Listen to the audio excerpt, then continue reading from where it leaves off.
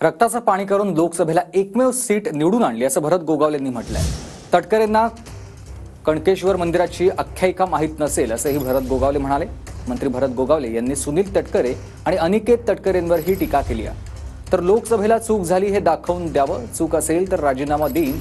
मंत्री भरत गोगावले यांचं सुनील तटकरे यांनाही आव्हान आहे।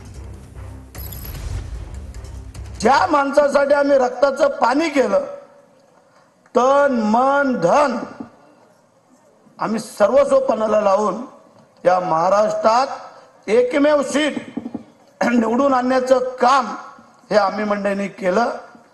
आणि ते जर विसरत असतील त्याच्यापेक्षा दुसरं काय असू शकतं। कणकेश्वरच्या मंदिराची आख्यायिका अजून त्या लोकांना माहिती नसेल तर तशी जर तयारी असेल तर महेंद्र शेठ, राजाभाऊ आणि महेश आमची तयारी। आम्ही आज आव्हान देतो, जर आमच्या हातून जर एक जरी चूक झाली असली खासदारकीच्या वेळेला, आज माझ्या या लाडक्या बहिणींच्या समोर सांगतो, मंत्री पदासहित जर राजीनामा नाही दिला तर 2 बापाचा हा माझा चॅलेंज आहे। आमचा त्यांनी सांगितलेत ना, आमच्या चुका त्यांनी दाखवून द्यावी एक तरी चूक।